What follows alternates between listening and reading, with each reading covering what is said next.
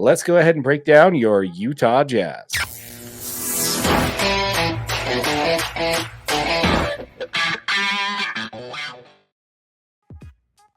All right, so let's go ahead and first talk a little bit about the Utah Jazz. Now, we did have Media Day. Media Day was held September 30th.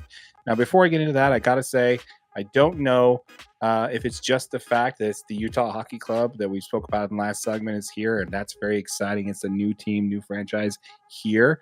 But I don't think I've seen a time since the early 2000s where there's less excitement and less anticipation around an upcoming Jazz season. We may have some clarity on that from Coach Hardy, which you're going to get into in a minute. But what are you expecting to see from a Utah Jazz season right now? Well, I mean, just like you just mentioned, I mean, Coach Hardy spelled it out that he's going to give these young guys some playing time, and we need to see what we have with some of these young players. So I'm expecting to see a lot more playing time for some of these young guys. They need to know what they have with these guys. They need to know if they're going to stay on the roster, if all these draft picks were worth it. They need to know how they're drafting guys. I mean, there's a whole lot that needs to be kind of hammered out. This is the season to do it. It seems like everyone's kind of on board as far as this season is going to be a wash. We're not looking to win a ton of ball games. We're looking to get guys in good positions to get some veteran leadership. That's why we have guys like Jordan Clarkson, Lauri Markkanen, Patty Mills on the roster. It is to teach these guys how to be NBA level basketball players and ready night in, night out, and see how they're going to play through the long 82 game NBA season. Yeah, man, I have to agree with you on that one. I think this is kind of the Jazz just kind of throwing up the white flag, man. I mean, we heard him talk all off season at locker cleanouts, how they're going to go big game hunting and how they were going after the trade deadline and how they were going to bring in some stars. And Ryan Smith told Danny Ainge that he wants this team to compete now. And we watched them strike out on everything. I think this is basically just them waving the right flag and admitting that they are not in a position right now to be a team that is going to compete for a playoff spot. I mean, if they are, what good is it going to be get into the bottom 10, 8 to 10 spot and have to have play in? I mean, I think my biggest issue with this is you're about 2 years later than you need to be. I 100% agree with you on that one. I've been saying that since day one, since we started this channel. I mean, that's exactly it. It's like, why are we waiting till now to figure out what we had with all these young players? Yeah. You could have dumped all of them in the first part of that first season after we traded Donovan and Rudy. Mm-hmm. Bought all in on all these draft picks that we had and just been giving them tons of playing time. Now what you've done is you've made it so all these players have one less year of experience. Oh, yeah. Keontae George could have been playing full seasons. Yep. Yeah, he could have played a full season last year. Taylor Hendricks, same thing. So it's like, yeah, no, I have to agree with you on that one. It's why now? Like, seriously, I would have to say that we're now in year 4 technically of this rebuild. Yeah. And now we're getting into what need to be done year 2. I just think that this fan base has patience when it comes to this, but not this much patience. I think they tried to speed run that rebuild. It did not work out the way they wanted to. They tried to trade what they had the deadline to push them, to tank enough to get them a better draft pick. And with the Jazz's luck when it comes to the draft lottery, they're overestimating players wanting to come here. They're overestimating the fact that the players can block trades to come here. I think they showed their hand. They realized they don't have it, and they're going to be in a situation now where they're just going to have to make the best of what they got and hope for the best and see what they have with this young talent. I do got to say, I do believe that the hockey team and them choosing this year is totally by design. You think? I think that now that they have something that Utah fans can cheer for and come to the Delta Center and be like a part of that downtown community in so many days in a row, it's not going to be so bad to watch a bad Jazz game or the Jazz kind of get their butts kicked on some nights when you can come in and have a Utah hockey team that isn't expected to do anything either, right? Like it's like a young, talented team that, is like a fringe team that might make some noise and, so it's like, I feel like it's without the hockey team coming to town, I think we have a repeat of what we had last year. I think they push the chips all in and try to play some of these vets and try to win some games and see what they have. I think now that they have the hockey team, I think they can say, okay, no, we're good. Let's just see what we got with these young guys. Yeah, I'd have to say that we're a little bit. That's a little dangerous, in my opinion. Oh, I totally I think it's think that it's dangerous. very, very dangerous for the Utah Jazz to be like, okay, the hockey team is going to be the sexy new team in Utah right now.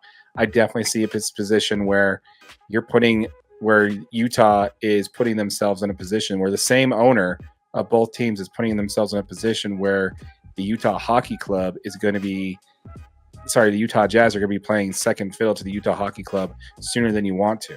Yeah. We already have more excitement for the hockey club than we do for the Jazz. The hockey club is already going to be a team that's going to be performing better sooner. We already have a team that we think, both you and I think, have a shot to make it into the Stanley Cup playoffs this year. Yeah. And the Jazz are nowhere near that. And we've already seen that the same ownership group had a lot better time of bringing in talent to Utah for the hockey side than they ever did with the Jazz. Yeah. So I think by giving that and kind of punting it away, forgive the metaphor from a different sport, but I think that's a huge gamble and a huge risk for this ownership group to do, and just hoping that the Jazz fans are going to stick around and going to put up with this for longer. Because I got to tell you, it's not something that this team's going to look forward to as a prolonged rebuild that should have been in year 4 by now. We should have our SGA. We missed out on Victor Wembanyama. We missed out on these elite players that we could have had within this organization simply because if we started this 2 years ago. If we did this 2 years ago. Right. Where you're pushing all in on your young guys to chew up a lot of those minutes, and you got some bets on the roster to kind of keep you in ball games, right? If you need a few baskets so that you're not getting beat by 40, like you can put Jordan Clarkson in there. Honestly, man, if they got beat by 40, I would still be okay with it as long as I saw development. Like good competitive basketball, right? You see Keontae making better decisions, and you see him moving towards being successful in some of these high pressure situations and playing good competitive teams. And like, I'm okay getting down 20, 30 points, and then we just hold, right? Mm-hmm. Like if you can keep the lead at 20, 25, like you maybe get a few back, get it into, I want to see some good basketball being played.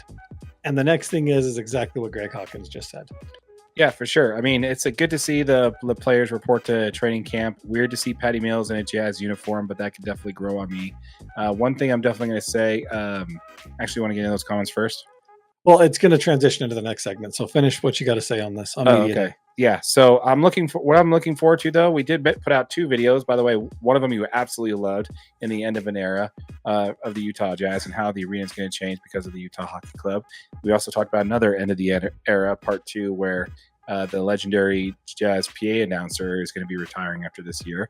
So there's already 2 reasons why you definitely want to tune in and go to as many Jazz games as possibly can this year. I will give you one more thing. I am looking forward to Cody Williams. I definitely am. I'm agreeing with you, man. I think that he's not necessarily the steal of the draft, but he's definitely one of the top 3 to 5 players that have the most potential coming out of that draft. I look forward to watching him and seeing him develop because honestly, when it comes to the young talent outside of Keontae, I really think that he's got the potential to be the best player out of the draft. So that is another reason why I'm looking forward to it for sure. Let's go ahead and hit some of these comments. Is that what we wanted to do? Yeah, absolutely. Next one up. Okay. So we've got, it's going to be easier to watch the Jazz game with the concessions all at $3. Perfect transition. Let's get into that. We did want to talk about that when we saw that there.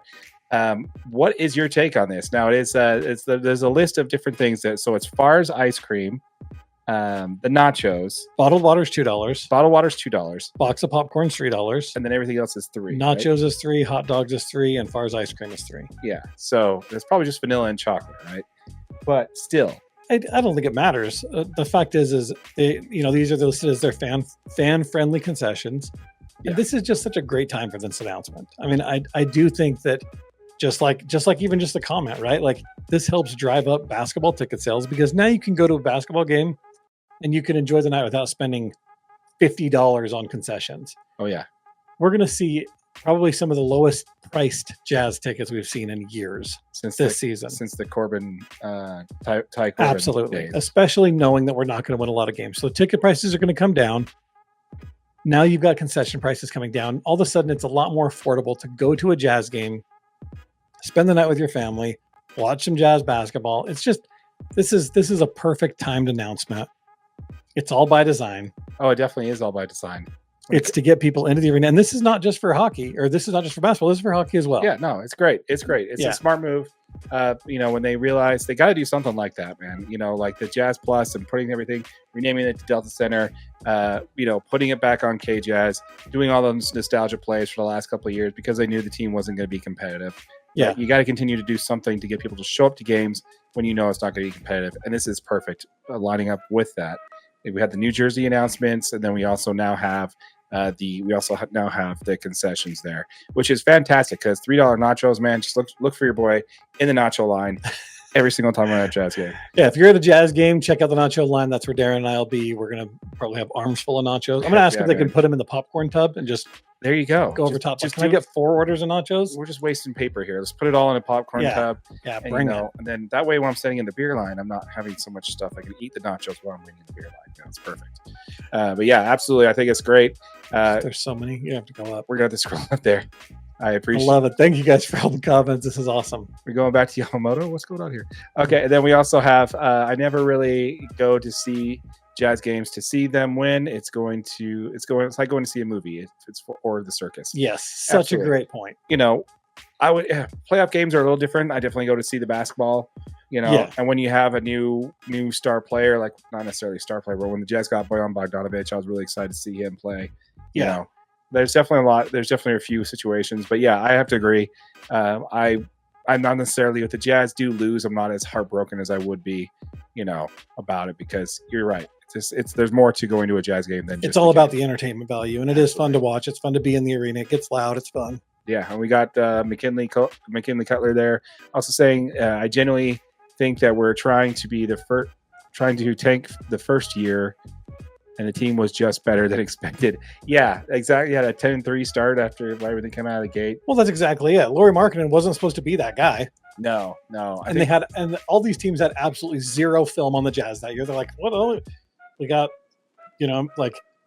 Will's coaching. They're like, oh, wait, nobody knows what we're going to be doing. Yeah. They came out and they're just like, okay, these guys are beating everybody. Why is this happening? Yeah, you're a good point there. They might have realized they had better than they did, and then they just pulled the tank brakes off a little bit and just tried to see if they could become a playoff team.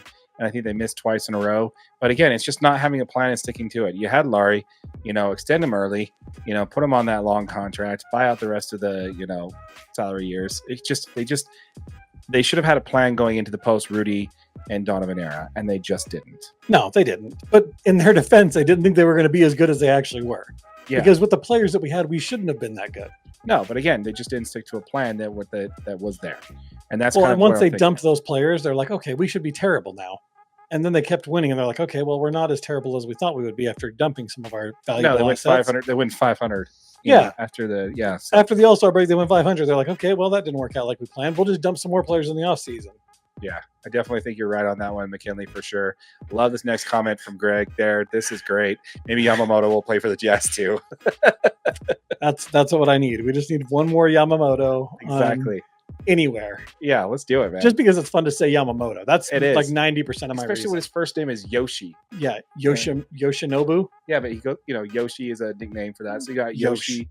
Yeah, you got Yoshinobu Yamamoto, and now you got Yamamoto playing for the hockey team. Let's throw him on the Jazz, see what he can do. Bring him out. Put him on the court. Does he have a pair of sneakers? Maybe. I guarantee he does. If not, I'll even hook him up. Yeah, for sure. Yeah. And then hello, Greg. Yeah, it's great. It's great. Let's see here. We're up still. There's more comments. Oh, we're still up? Okay. Wow, there's just so many. Okay. And so when we got, I'm looking forward to the Jazz this year. It says, I'm not rooting for the Jazz I'm not rooting for basketball. I'm not rooting for the Jazz to play basketball this year. I'm rooting for them to play capture the flag. Exactly. Hashtag capture the flag. Let's get it started, man. On all your socials. Let's do it. I'm down for that. For Pacific Northwest, let's do that. I'm rooting for them to actually play Jazz music on the court during halftime. Wouldn't that be cool? You're like, yeah, bring it. Like, why not? We're the Jazz. Bring some Jazz. This can't be that difficult of a thing to set up. Yeah, three-peat on the concession stand. I like it. It says three-peat at the concession stand. Yeah, exactly. Yes. I love it. Have you been to a Ford Fan Zone game? I have not. You keep telling me how awesome Dude, it is. Dude, it's so great. Unlimited soda, unlimited nachos, unlimited popcorn.